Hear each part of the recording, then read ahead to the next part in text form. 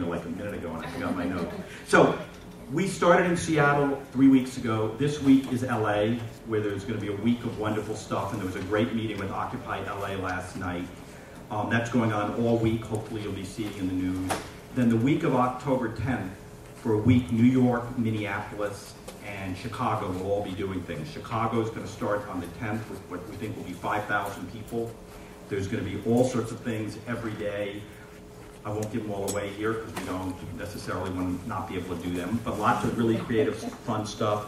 In New York, there's going to be a whole campaign around the millionaires tax and pointing out that there's plenty of millionaires. We may go visit some of them.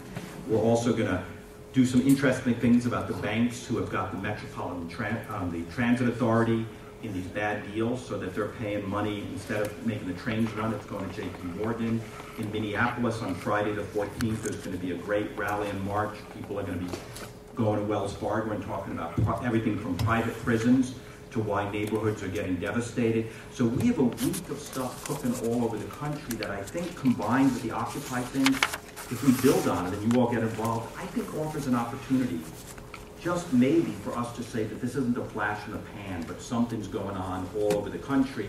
And we're then going to follow that up with a campaign to divest, get government to divest in big banks that won't modify mortgages, and then in 50 cities around the country, starting to move for a blight initiative, foreclosure initiatives, and calling on politicians locally to start making the banks pay back the money, but not out of vindictiveness, so we can get the economy and our communities going. And the figure that Tracy did at the beginning, I want to remind people of, and George did, if the banks wrote down the principal to the value of the houses, that would put $71 billion in people's pockets.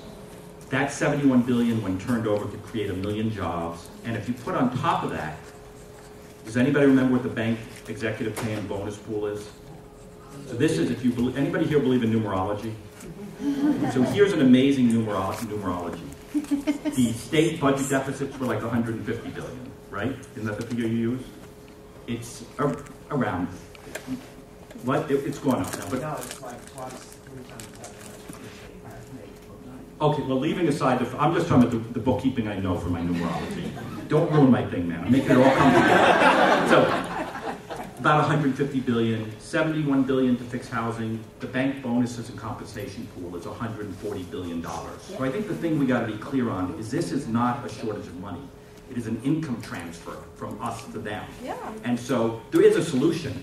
It's getting the money from them back to where we need it to make the economy working. Sometimes I think we make this all too complicated. What this slideshow is about is people are ready to move. We have solutions. We just have to build it bigger and larger.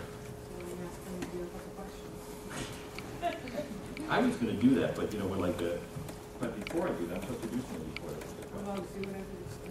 this is a rough crew. She has a whip actually. And what she wanted to do originally was have a, for the dogs, if you run outside of the fence, if we go too long. So here's, I think, what I'd summarize all this as. There's moments in history where people take action and do something heroic. You know what I mean by that?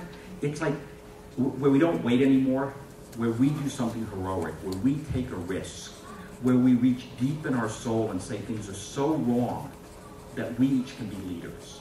And it feels to me that that's the moment we're in here. And that's the challenge for us. And that we've waited, why isn't somebody doing something? I love what you said about students. Everybody was waiting. So the question is, if we are really serious about movement building, then we think one part is we have to act heroically. That we have to inspire people by our actions, and we have to be willing to take incredible personal and collective risks. That's the time, and there's moments where history shifts, and we're going to decide if it shifts. That's where I think we are, and it's a wonderful place to be, because for the last couple of years, it's been shifting the other way. So